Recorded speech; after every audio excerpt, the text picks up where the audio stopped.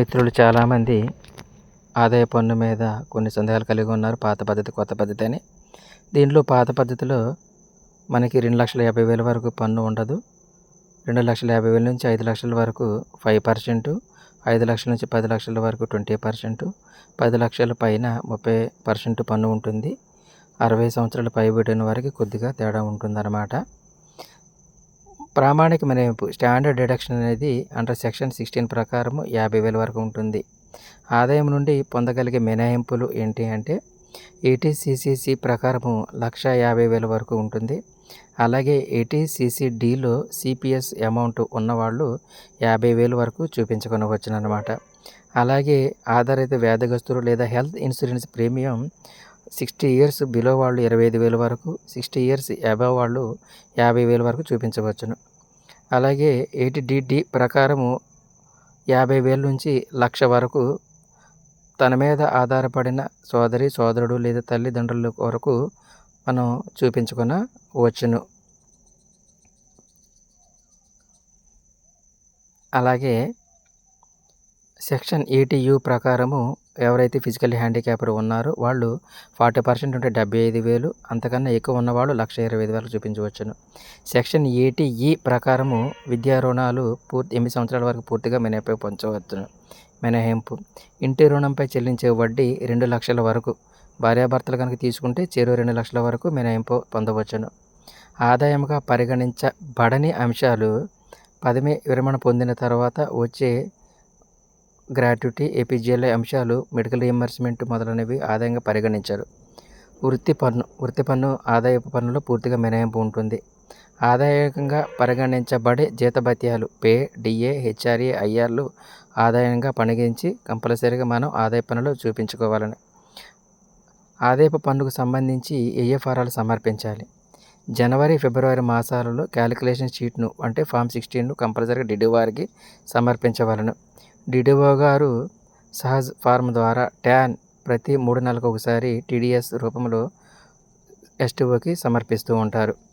Drawing అధికారి పరిధిలో లేని మినహాయింపులు ఎవరైతే ఏటీజీ అంటే డొనేషన్స్ బయట రాజకీయ పార్టీలకి లేకపోతే దేవుని చందా ప్రకారం ఇచ్చేవి అన్నీ కూడా డ్రాయింగ్ అధికారి డిడిఓ పరిధిలోకి రావు. కేవలము PM relief fund, CM relief fund మాత్రమే 100% డిడిఓ గారు పరిధిలో ఉంటుందన్నమాట. తర్వాత 80DDB ప్రకారం ఎవరైతే క్యాన్సర్, తలసేమియా, హిమోఫోర్మియా, న్యూరోలాజికల్ సంబంధించి వ్యాధులతో బాధపడేవాళ్ళు 80DD ప్రకారము 60,000 వరకు చూపించుకోవచ్చును. పొదుపు పథకాల్లో నిల్వ 1,50,000 వరకు, అంటే మనం ముందుగా అనుకున్నట్టు ఏటీసీసీ ప్రకారం అన్నమాట. ఏటీసీ ప్రకారము.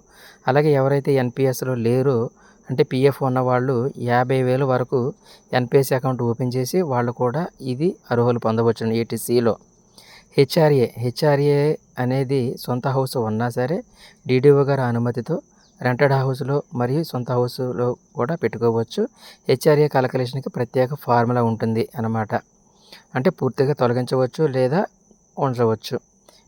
ఆదాయ పన్ను ఎట్లా చెల్లించవాలి? మనం ఫిబ్రవరిలో చెల్లించే ఆదాయ పన్నును మన డిడిఓ గారు కట్ చేసి ఆ డిడిఓ గారి ట్యాన్ నెంబర్తో మనకి ప్రతి 3 నెలలకు ఒకసారి రివైజ్డ్ రిటర్న్స్ అనేవి సమర్పిస్తూ ఉంటారు. ఆ 3 నెలలకి తర్వాత మనం అవి కంపల్సరీగా చెక్ చేసుకునేవారనమాట. 75 సంవత్సరాలు పైబడిన వారు బ్యాంకులో నుండి వచ్చే వడ్డీలు 50,000 వరకు మినహాయింపు పొందుతారు. మిగతా వారు 80TTA ప్రకారము 10,000 వరకు మాత్రమే ఆదాయ పన్ను నుండి మినహాయింపు పొందవచ్చును.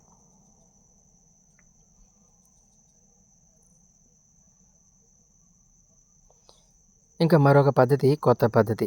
ఈ పద్ధతిలో మనము ఏ విధమైనటువంటి మినహాయింపులు పొందడానికి వీల్లేదు. కేవలము స్టాండర్డ్ డిడక్షన్ 75,000 వరకు మాత్రమే మనము పొందుతాము.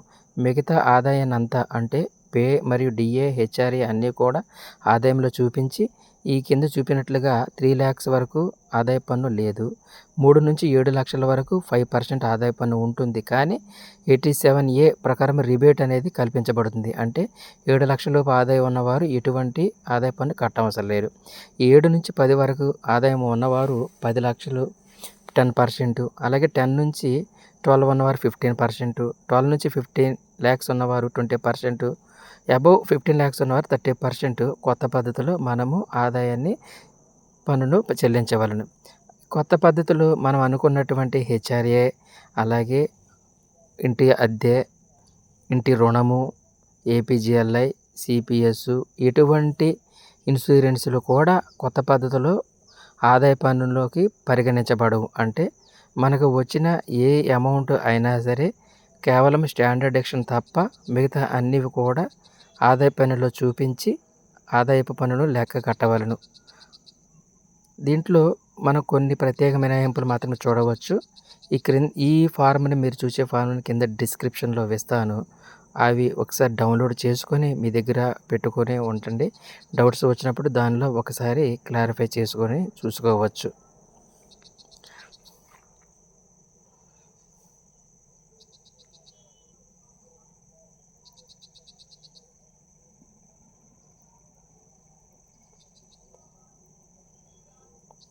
ఏ పద్ధతి మంచిది అంటే పాత నూతన ఆదాయ పన్ను విధానంలో ఏది మంచిదని చెప్పడానికి ఏ రకమైన ఫార్ములా లేదు. 8 నుంచి 15 లక్షల ఆదాయం ఉన్నవారు కొత్త పద్ధతి ఎన్నుకోవటం మంచిది. గృహ రుణాలు, పీఎఫ్, స్టడీ లోన్స్ తదితర సేవింగ్స్ ఉన్నవారికి పాత పద్ధతి మంచిది. ఏ పద్ధతిలోనైనా సరే పాత పద్ధతిలో 50,000 వరకు, అలాగే కొత్త పద్ధతిలో 75,000 వరకు మాత్రమే స్టాండర్డ్ డెడక్షన్ ఉంది. ఇక్కడ ఒక ఉదాహరణతో కొత్త పద్ధతి, పాత పద్ధతిలో వివరించడం జరిగింది. మొత్తం టోటల్ ఇన్కమ్ 14,97,460 ఉన్న వ్యక్తికి పాత పద్ధతిలో 1,10,840 రూపాయలు, కొత్త పద్ధతిలో 1,33,632 రూపాయలు ట్యాక్స్ పడిందన్నమాట.